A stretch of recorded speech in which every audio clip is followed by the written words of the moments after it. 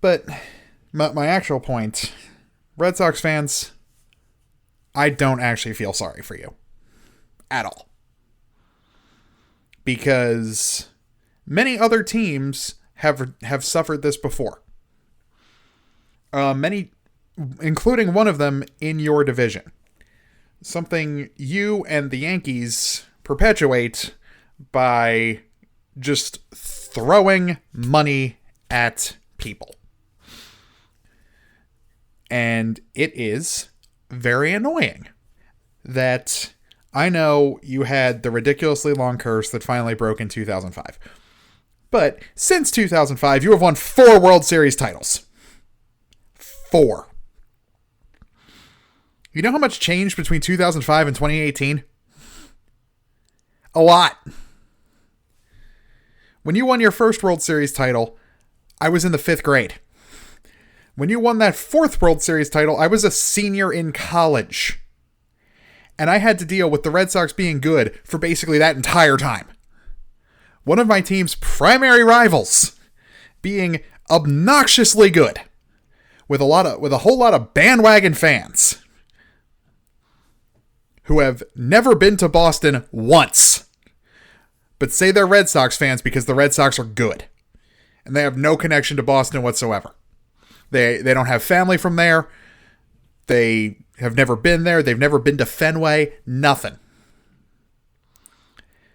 I have dealt with that my entire life. And guess what? I really don't care that your best player is going to the Dodgers. Because guess what? My team's best player just went to the Dodgers 2 years ago. He's not with them right now, but he still got traded to the Dodgers 2 years ago. And it was not the first time that's happened. It's probably the 80th time that has happened. And guess what? I have no sympathy. In 15 years, you have won 4 World Series titles. The Orioles went 15 years without a winning season. I did not consciously observe, because I wasn't old enough, I did not consciously observe an Orioles winning season until I was 17. So spare me your tears that your owners finally decided to make a good business decision and not spend 40%, an extra 40% on their payroll to just guarantee World Series wins because they can. Spare me your tears. Spare me your crying. You won 4 over the course of 15 years. The city of Boston has won so many titles in the past couple years. Obnoxious kids make banners about how old they are and relative to how many parades they've seen. You know how many I've seen? 2. And really, I only saw one of them because I was too young to really understand what was going on when the first one happened. And I haven't seen one since. It's been 7 years since the last parade in Baltimore. Now, the Ravens are doing their part. I think they will get a parade, probably several, within the next 5 years. But the Orioles? I know I joke about, Adley Rutschman, 2023 World Series MVP, every time I see him do something on Twitter. But I don't know that. That is mostly just a joke of me trying to have hope that one day my baseball team will be good again. The Red Sox will be good again. It won't take them long. They're the Red Sox.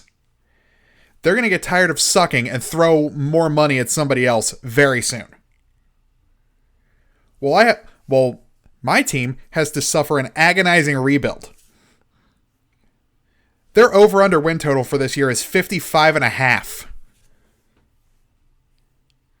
The Red Sox will win 55 games probably by the end of July. They might not make the playoffs. They might not have a winning record. But they'll win 55 games pretty easily this year. I know their pitching staff's a little wrecked, but the Red Sox are going to be better than the Orioles this year. And they will be better than the Orioles next year. The first time the Orioles really have a chance to be better than the Red Sox between now and whenever is 2022. And even that is being generous. So, no. Spare me your tears. Spare me your complaining at your owners because you have no idea what a cheap owner is. You have no idea. A cheap owner is Peter Angelos, who refuses to use the revenue of broadcasts from not one, but two Major League Baseball teams. He owns the broadcast rights of the Washington Nationals. Or at least he has for the entire times the Nationals have existed. That deal is about to dissolve because Major League Baseball hates the Orioles. But he refused to put any of that money back into the team. Masson made him a whole lot of money. Because during baseball's offseason, Masson picked up the broadcasts of a lot of local colleges. And that also made them money. And he refused to put any of that money back into the team. John might be doing it a little bit better, but for my entire life, I had to deal with one of the cheapest owners in all of baseball. So you don't know what a cheap owner is. Talk to an Indians fan, talk to an Orioles fan, talk to a Rays fan. Then you know what a real cheap owner is. So Red Sox fans, spare me your tears. Really, if you want to talk to a fan base with a really bad ownership, talk to a Mets fan.